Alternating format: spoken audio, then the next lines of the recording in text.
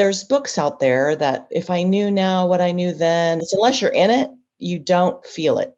And, I almost died twice, once on the operating table with my hysterectomy and once after my chemo. And I want to say it shook me up, but it didn't. It didn't give me any more thoughts of, I was already at peace with, okay, if I don't make it, I'm already at peace. So it didn't shake my world. Welcome to the Imperfectly Empowered podcast with DIY healthy lifestyle blogger, Ahna Fulmer. Empowering you to transform your life, one imperfect day at a time. Hello and welcome back to another episode of the Imperfectly Empowered podcast. I'm your host, Ahna Fulmer. Today we have Deanna Schultz on the show. Deanna is the author and owner of the website One Step Woman. She is a breast cancer survivor as well as one who lives partially blind. Her passion is to inspire women to create their best lives at home, regardless of the obstacles that they have to overcome. She also shares DIYs, crafts, decor, and recipes from their super cute family farm in northern Arizona. Here to share her inspiring story, Deanna Schultz. Good morning. Welcome. Thank you. This is so fun to have you. Thank you. I enjoyed reading over your story more in your website and on your blog, One Step Woman, for everyone listening. And I love pressing the rewind button. You had mentioned that you were a business owner. You were running a business for quite some time. Yeah, we Is that actually right? owned two businesses in California. Okay. Oh, wow. I was a real estate broker and owned my own business. And my husband, he had worked for the city that we lived in. And when, one of the recessions happened, he was laid off. So then he started his own home inspection, which is what his trade is. And so we ran two businesses until 2015. And I was kind of forced to close mine because I lost part of my eyesight. Yeah, what a story. Ugh. Yeah, it's been something. Yeah. But now, how common is, despite being in medicine, I have no clue what the answer to this question is. Share a little bit about why you're partially blind. And then do you have any idea how common that experience is? Like the statistics? It's actually not very common. Yeah, I didn't think so. My stepdad was on hospice and my mom had to have knee surgery. I was actually at boot camp, like an exercise class doing boot camp. And loving it. My daughter was in college and we were, running our businesses and empty nesters. And I came home and it just happened to be like when Clint Eastwood had gotten to his plane crash. And it was at the bottom of the television screen, the banner. Right. The little notification comes up and exactly. Yeah. And honestly, I thought they were playing with the fact that he was in an airplane. Don't ask me why. And it was very wavy. And the letters were on top of one another. Like these newsrooms are getting real creative. Why is the news channel making fun of this plane accident or this plane crash? So I asked my husband, he said, you know what? The screen is fine. And I said, no, it was red too. And I said, no, it's just so wavy and everything. And we had no idea that this kind of thing could happen. So he said, I think you're just tired. You've had a long day, maybe just go to bed early and we'll see what happens tomorrow. So, I went to bed early and everything, and I had to catch a flight to go back to Indiana and help my parents. And so I didn't think too much about it. But then when I got there, I had this rental car and I'm looking at all of these signs and they're wavy. And I'm like, oh boy, I've got to get there. It was just, they kept overlapping. So anyways, as soon as I was done, helping them, and I flew back to California and it was getting worse. So she can't see and she's traveling. She's Exactly, on a plane. Like, what do you do? Yeah. And so I went into my ophthalmologist and said, Mm-hmm. listen, I'm having a problem seeing. Maybe I need new contacts. Mm. And he says, oh no, you have a hole in your eye and your retina's detached. Oh. And I'm like, oh no. There's no way I should have flown. I'm lucky to not have Mm. lost my eyesight. Mm-hmm. So I got into he goes, you need to go right now. And so he got me an appointment. I went over there and they said, we've got to do surgery as soon as possible so you don't lose your eye. Mm-hmm. So when they got in and scheduled me for surgery, my retina specialist was able to reattach my retina. And we thought that was going to work. Well, with retina surgery, they put an air ball or a gas ball behind basically your macular to try to keep it in place so that the stitches and whatever they've done, I'm not sure if they're stitches, but that it stays attached. And you have to lay face down for 55 minutes an hour, 24 hours a day for at least, for me, it was 14 days. Wow. So it was similar to kind of being in traction if you have back surgery, Huh. but I had to lay face down. They had these little specialty mirrors that you can watch TV, and it was really, mind-boggling. But I did it because I didn't want anything to happen. I didn't want to lose my eyesight. So after the 14 days, I went in for my checkup, and the gas ball actually stays in your eye and it slowly shrinks, but it stays in for like 2 months. So I really didn't have a lot of eyesight. And he said, listen, you have myopic degeneration, which is different than macular degeneration in that it's genetic and your eye forms a football shape. And he said the hole is not closing. So we have to schedule another surgery.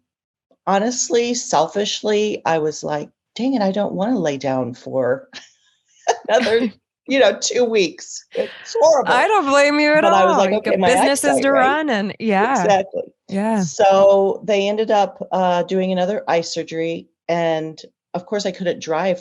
I couldn't drive for 2 years. So, my husband drove me. I couldn't really see anything at the grocery store. And it was just around the time that they started the pickup, which was awesome because I could just order on the computer. And, my husband got me a huge screen for the computer and things like that. But yeah, so they ended up not being able to close the hole. So I have a macular hole in my right eye. And then my left eye, they did surgery on it as well to try to reshape it back into a ball size so that the same thing didn't happen. So it was just kind of the luck of the draw that I have this and it forms that football shape until it detaches. So it wasn't like a physical activity that had the retina detached. It was more of a genetic. So so it was at that time that I was like, okay, you know what? If I'm not able to drive for 2 years, I really need to close this part of the business. We worked out of our home. Luckily, it was low overhead for my husband's business, and I just jumped in with him and did the accounting and answered the calls and sent the reports, and it worked out well. Well, I mean, I was so grateful that I didn't have to drive anywhere to work. So we did that for a while, and the recovery, it was a while, but it overlapped with my last surgery was in February of 2016, and it was in April that I started having a lot of abdominal pain, severe, and they thought, well, it's probably your appendicitis, your appendix. So I went in and they couldn't find what was wrong, and I finally had to have exploratory surgery, and they said, listen, you have a tumor that has to be removed because we believe that it's precancerous. And so I went in for my surgery and ended up having to have a complete hysterectomy. And they were able to get all of the cancer, but fast forward literally 2 months. And I was moving my mom to California. Mm-hmm. My stepdad had passed away, and I had to have a hysterectomy. And literally, when we're moving her from Indiana in October of 2016, that's when I found a dimple or a dent in my breast after we were done moving, when we were traveling back, and went in the next day and found out that I had breast cancer. So it was like I dodged a bullet. I thought, oh my gosh, my eye surgeries, I'm adapting, which it is amazing how your body can react and adapt to something that's happening to you as far as my eyesight. Because although my right eye is pretty useless, I still live a full life. I still, started my blog, and I started to I was actually just starting to share and fill my time and find something for me with my blog about the eyesight. And then who knows that all of these other things would happen as well. So I had a mammogram in April of 2016, and it was completely normal. And then, October of 2016, I had breast cancer. It was already 4 centimeters. So what stage were you when you were diagnosed? Do you remember? When I was diagnosed, I was stage 2. Yeah. Okay. They thought, well, we'd had caught it. And I was so grateful, because I was stage 1 for my ovarian cancer. It didn't require chemo. It didn't require, they got it all with the surgery. And then it was stage 4, and they scheduled me for surgery. I had never experienced a relationship with anybody that had breast cancer. No one in my family had breast cancer. So I relied on the doctors, and I was so grateful, because I went to City of Hope, and there's like a team there. They really research and the doctors talk to one another every week about every case. So no matter what doctor or oncologist that I had, they really did guide me. They all knew my story. And I ended up having surgery 5 days before Christmas in 2016. And it was a double partial mastectomy, and required like 400 stitches. And I'm going to be honest, I don't remember a lot from that time period. But to jump back, and 5 days after I had my hysterectomy, I was still in the hospital, and my dad died 5 days after. This was like a year in the books. Oh my goodness. Absolutely. Which is it happens all the time. I feel like it's like when it rains, it pours. It sure does. Yeah. Yeah. It's really hard. Anyway, go ahead. His death is a suspicious death. Okay. I was reading that on your website. You had so many. Yeah. And so, literally for 5 years now, they've been collecting evidence and trying to move forward. I can't talk too much about it, but it was very shocking for one to be in the hospital and find out your dad's dead, and you're it's so traumatizing to add on top of the idea that there's, suspicion of revolving around a loved one's death. It like adds a whole layer of pain to the loss in the first place. So you're going through your own personal loss. Did you experience any sense of grieving when you lost some of your eyesight? Because I feel like that would have been a grieving process too. Okay, good. Yeah, I really didn't. When I was told, hey, there's nothing that you did. This is just, I was very, I'm very faithful. I know that things, happen for a reason. Yeah. But I had the incredible support of my family.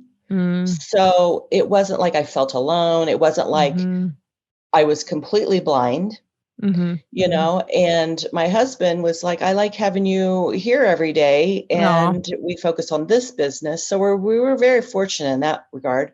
Yeah. And, it really did just keep doubling up. When I found out I had breast cancer, it took the sting away from my dad's death. I knew that there was something suspicious that had happened. Mm-hmm. And I thought,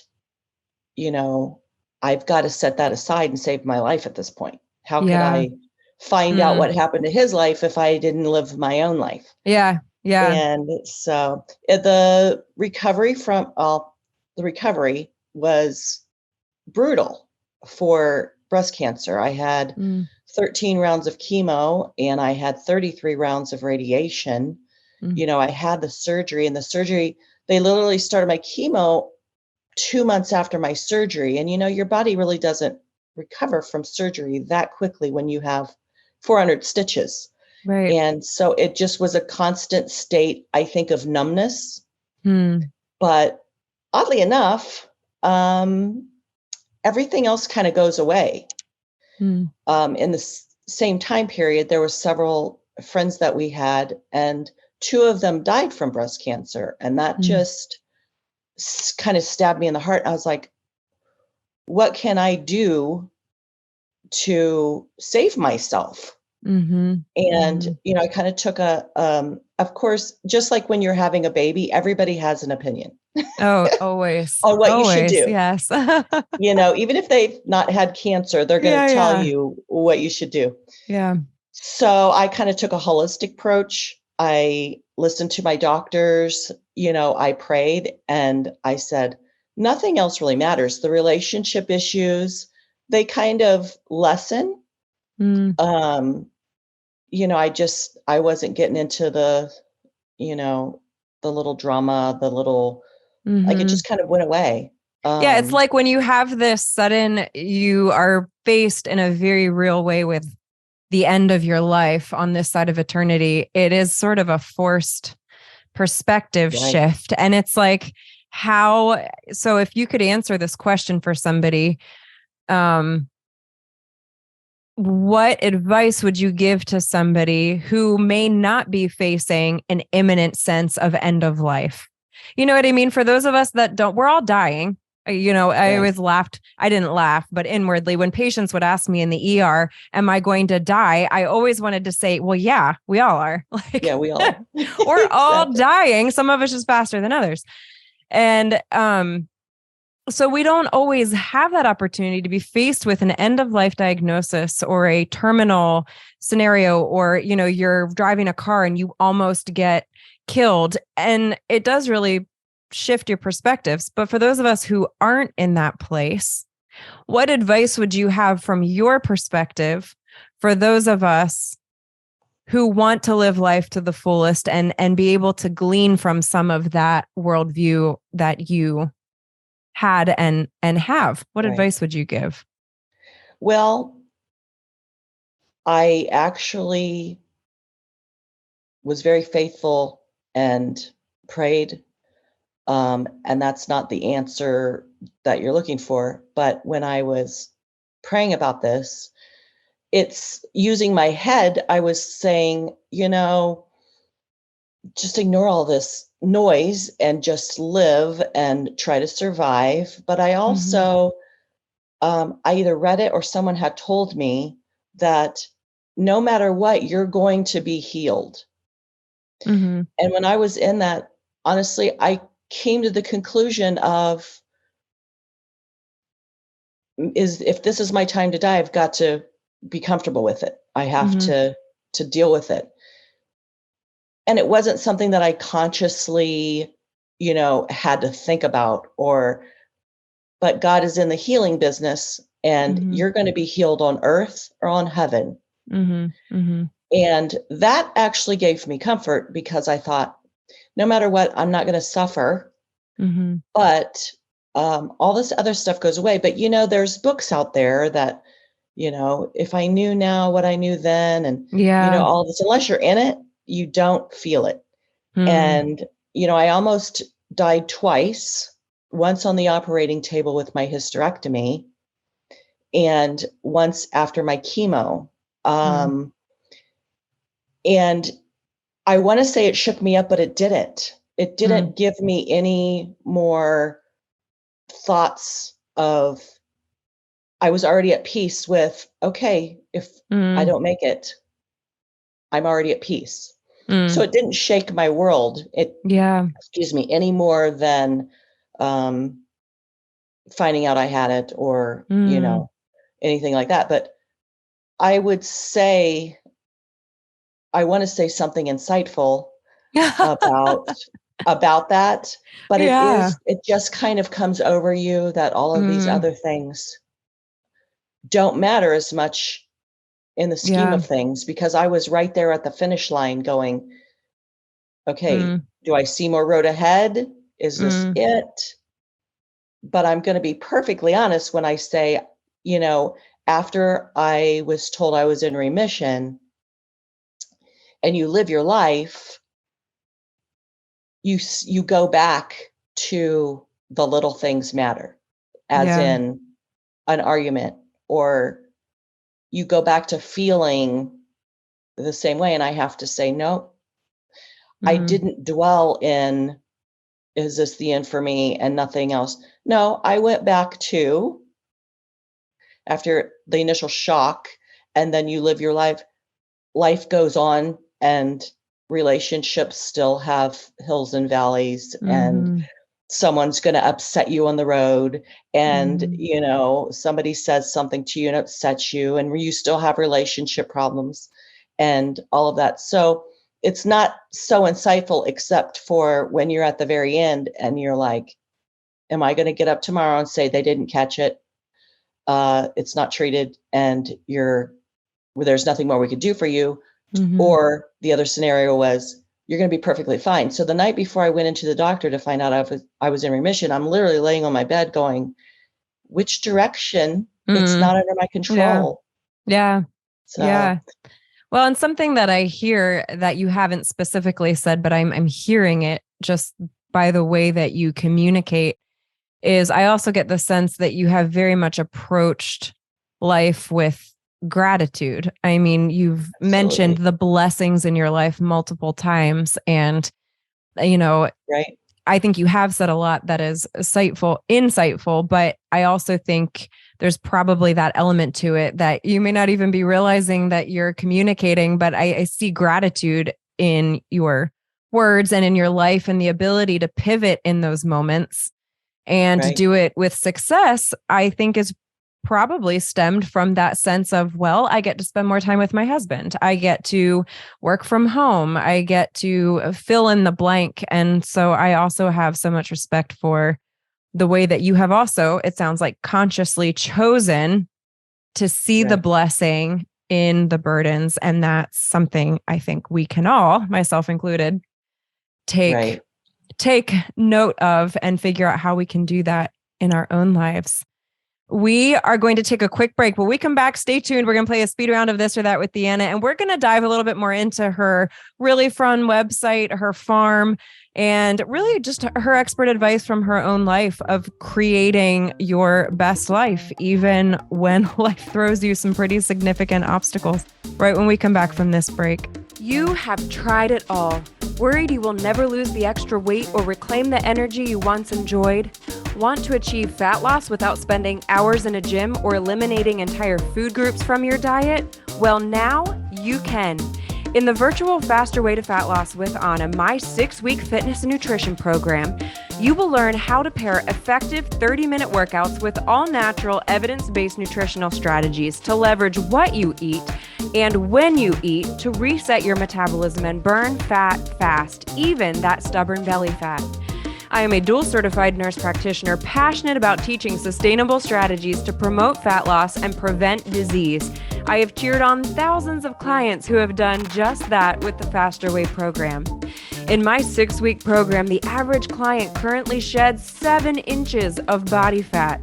93% report more energy, and 89% state that their mental health has improved. 100% of clients report they feel this program is sustainable. Curious to try the program but not sure if the strategies will work for you? Try the Faster Way strategies for free. Head to www.hammersandhugs.com and sign up for my free 7-day fat loss accelerator course today and start your own transformation story. We are back here with Deanna. All right, this or that, two options, no stress, whatever comes to mind first. Would you rather garden with vegetables or flowers? Flowers. But what's your favorite flower? All flowers, to be honest. Like I like hydrangeas, I like sunflowers, but I love I'm actually hydrangeas. building a flower garden or a cutting garden is Oh, so my fun. goal. So do you have hydrangeas on your property? I do. I have about Okay. 4 or 5 hydrangeas in the back because it's so shady, but we Yeah, are in Arizona. I was gonna say you guys are in Arizona, so very different. What is a really common flower to grow in Arizona? I don't even know. Besides cactus. Yeah, that's true. Yeah. Yeah. Well, we're actually in northern Arizona. We're in between Flagstaff and Phoenix, which is Yeah. 2 very different worlds in Arizona. I have heard that. Phoenix is so deathly hot, and Flagstaff gets snow for the bulk of the year. So we're kind of right in the middle, which isn't too bad. They're actually known for growing cotton. Oh, So interesting. I'm not going to try it. I'm not a That's cotton Deanna's farmer. next life is going to be a cotton grower. Oh, that's Right. so interesting. I could not have said that. Yeah, cotton. So we can't grow citrus here, but it grows well in Phoenix. Yeah. Because we have snow on the ground right now. And Isn't that so fascinating? It's amazing. When we were considering moving to a different state, Arizona was one that came up because we wanted a warm weather like most of the year, but we still wanted a little bit of change in the winter. And northern Arizona was one of the places that we looked at, and it was blowing our mind that there were places in Arizona that still got snow and were cold. I just ignorantly I didn't know. Yeah. We have all 4 seasons. Yeah. But of course we have those monsoons. Yeah. So the month of July is a complete wash, literally.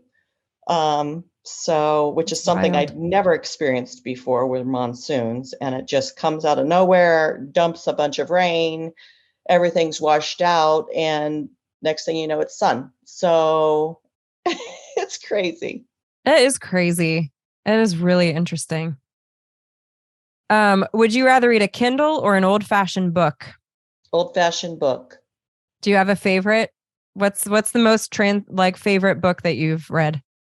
Well, to be honest, I'm really into finance. That encourages me. So I do read some of my mom passes on these books. Her and her friends read these, romance novels, and they write their initials in the front, and then she'll pass them on to me. And I think I have 10 of them to read, but I enjoy it. I just don't do it enough. You're like, give me a finance book, Mom.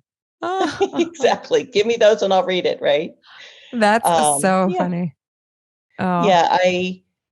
I don't read enough. But if I do, I'd pick up, I'm a big Dave Ramsey fan. Okay.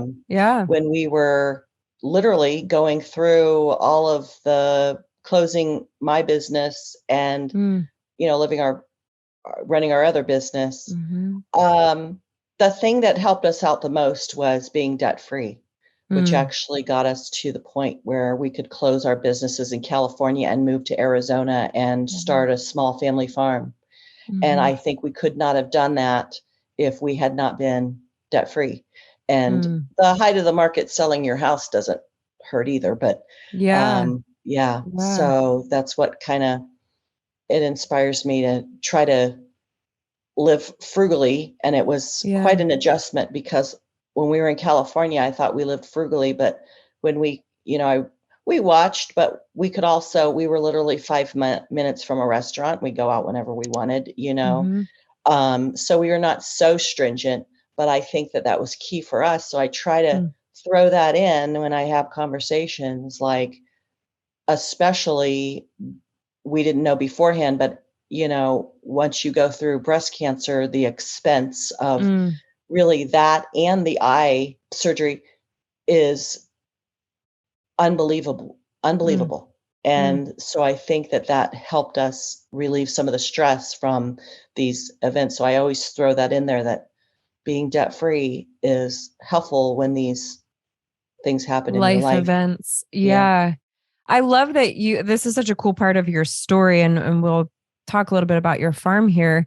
I have so much respect when I hear couples in more of like a midlife season. It's not like you have young kids and you're still sort of figuring out like, where are you going to settle? Where are you going to that forever home type of a concept? And you're willing to literally drop what you've known for how many years and pick up something brand new. I have so much respect for that. I think that is the coolest thing. So talk to us a little bit about your family farm. It's so cute. Y'all need to check it out. onestepwoman.com. It's the cutest little farm. So what made you decide to go to a family farm in like a midlife? We have one daughter who's grown, and she was going to college at Northern Arizona University. And, through all of this, my husband and I were really, without my mom, alone.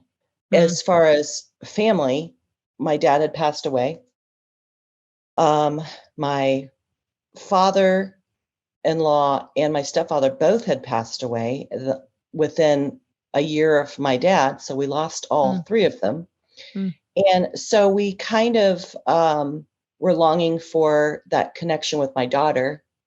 And, she graduated and she lived here, and we were always coming here. And so after that season, my husband had also, he's 100% disabled veteran. And it was years and years and years of just getting him treatment for things. And he started to fall a lot off of his ladders, and he was hitting his head. And they finally diagnosed him with muscular neuropathy.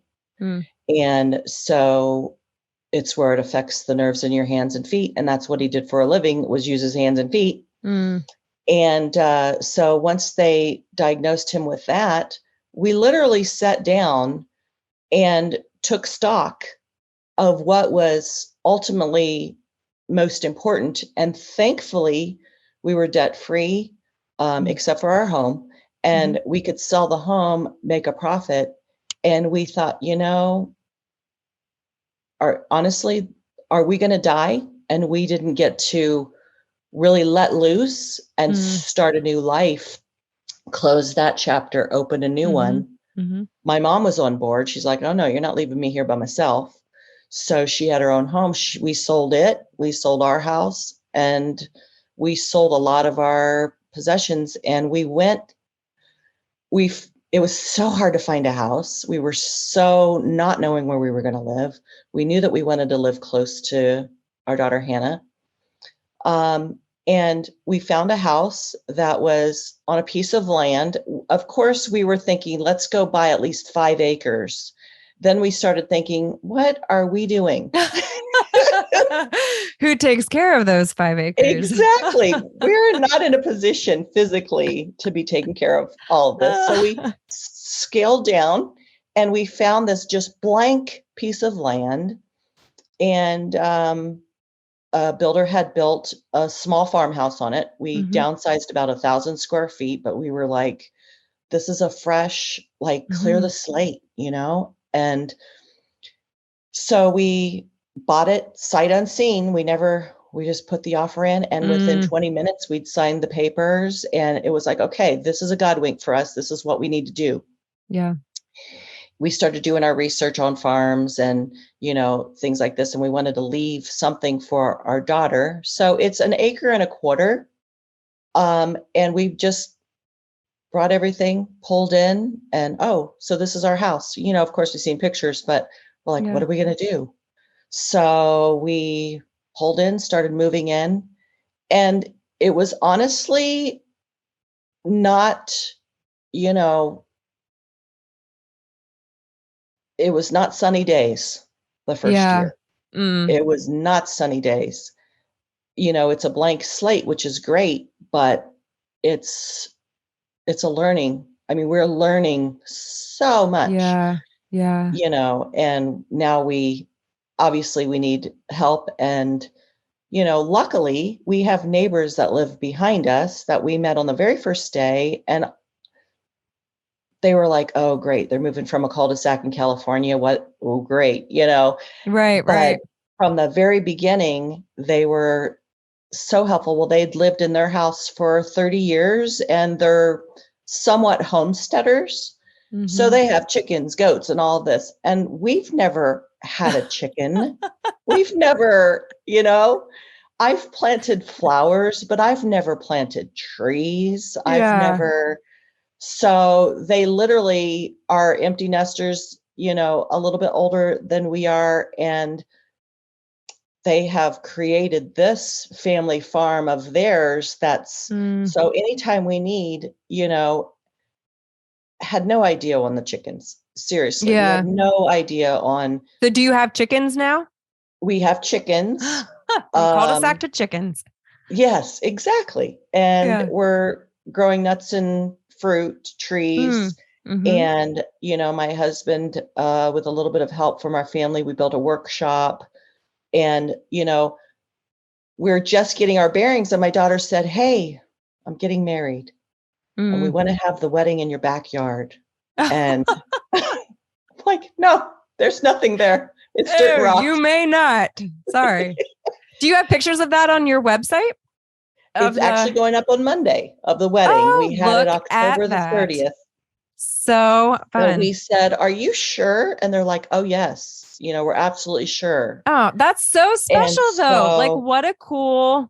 I mean, right there, let's just pause there. I love how you took a risk. You left. Could she have done that in your cul-de-sac house in California? Absolutely not. So let's just pause right there for a second, because I think this is an important thing to highlight. I love what you said. You took stock of your life, despite the fact that at the time you were relatively comfortable.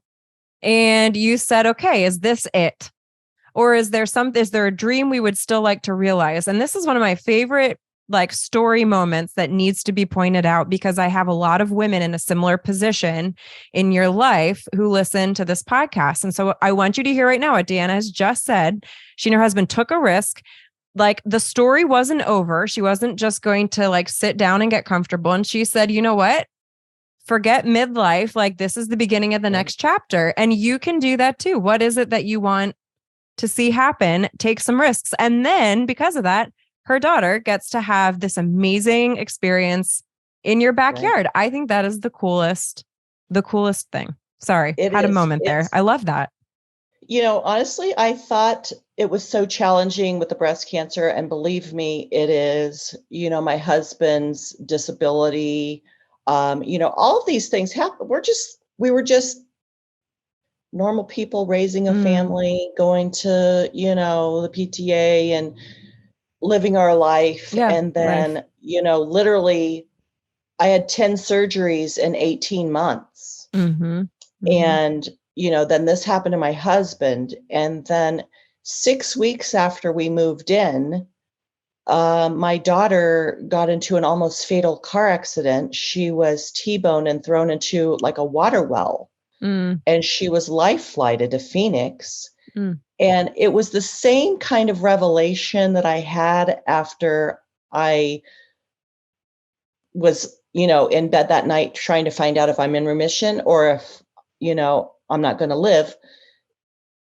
Everything else just did not matter. And for us, it's an hour and a half drive, and we could not go into the helicopter, obviously, with her. So we drove, and it was very evident our personalities were really brought out, in that my husband said nothing even when I tried to talk to him, he said nothing. And I am just all over crying, all the feelings. And it was really the longest drive ever. And so we get to the hospital, and I had made the mistake, looking back, of calling and saying, I'm just checking on my daughter. Well, she's over 18. So they said, they got somebody else on the line. Well, that in itself put me in a tizzy. And I said, why is somebody else getting on the line? So then the nurse got on the line, and she says, first of all, we're not going to have her name listed. she needs to remain anonymous because she was hit by someone that they think was texting or drunk driving. And she's not going to have, she's not listed under her own name. And the social worker will come get you when you get here. And I lost it. So we get to the hospital, and her boyfriend at the time was behind us driving, and we get there, and I thought they're going to tell us that she didn't make it. So everything else doesn't matter. But truly, like so she had a year of rehab. Yeah. But it's those moments that just keep happening and happening and happening. And I was very sad, but oddly enough, I was never depressed. It's almost like this positivity light switch comes on to where you're like, truthfully, I didn't die. She didn't die. My husband didn't die. It's gratitude. Like, again, you're choosing gratitude. You're choosing to basically focus on it could have been worse. Yeah. It sounds like such a negative thing to say. And yet the reality is when you live in that mindset, it truly does change. You know, you come back to your farm then and the struggles that existed seem a little less important because you're like, my daughter's alive. Right. And then she got married. Went on to a year later running a marathon. Like that was her journey. I love that. And I learned a lot from her in that. And she goes, oh no, Mom, I learned this from you, like to keep going. And I thought, wow, you know, the wedding pressures were something for sure. But I was also just so grateful to be alive. That it does change your perspective a lot. I'm not wishing that on anybody to change, but it gets to the point in your life where you're like, at least I'm not dead. Yeah. Yeah. And then you start living, and you really start living, and you really start living. And, you know, she went through her rehab, and I kind of put the blog on the back burner because we just needed to focus on life. And so now, you know, the beginning of the year, I was like, okay, we're going to put our story out there more, not just of life on the farm, but it is a leap of faith to leave everything and start new. Yeah. And I was so grateful that if she was going to be in that position in her life, that we were close by. She literally lives 15 minutes, which is my ultimate dream in life, was for her to live 15. I wanted her to live next door. That didn't happen. But literally having our only child be so close, you know, and she ended up getting married, and now we are grandparents to a cute little 8-year-old boy because she married a single father. And so our life's feeling pretty complete. Yeah. And we got through it. Yeah. So it's such a beautiful story. And I love, it's a real life story, you know, which is the reality is a lot of our stories. It's just like the gritty behind the scenes. It's not necessarily the like pretty highlighted reel that we see, you know, so frequently. And I love the fact that you're willing to share it and you're inspiring women to get out there and do the same. And we need more. We need more Deannas in the world to share their story. It's real, but you are living by faith. And I think you're living fully, which is a beautiful thing. Where can people find you? Where can they follow you? We've mentioned your website, but just tell people where they can look for more. And these wedding pictures. You want to see these wedding pictures? I'm always at One Step Woman. So on Instagram, Facebook, you know, I'm starting a YouTube channel for life here on the farm so everyone can see it's not just, it doesn't just appear, because it is horrible digging in that dirt. I can imagine. It's a lot of work. Man, chickens alone. God bless you. Chickens. But strangely enough, they don't in Arizona, or at least where we're at, they do not lay eggs. Oh, weird. In the winter, because we do have a pretty heavy winter season. And I'm like, are you kidding me?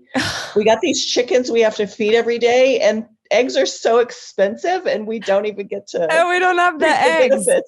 Oh, that is hilarious. Darn chickens.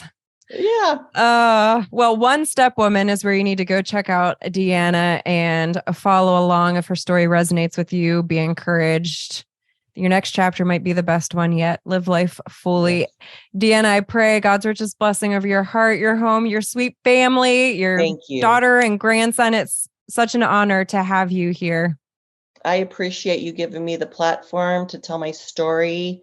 And I hope that I did encourage someone to take a leap of faith, but to also maybe put aside all of those little things that may not matter in the whole scheme of life, just because I've been through it. Let some of these things go so you can fully embrace your life and just try to find happiness. It's worth it. Amen. It is worth it. Hey guys, Ahna here. If you found this video helpful, then you do not want to miss this video right here beside me on the screen. Click on it. I know you're going to enjoy it. You guys remember, you cannot be redefined, only redeveloped, one imperfect day at a time. Your story matters, and you are loved.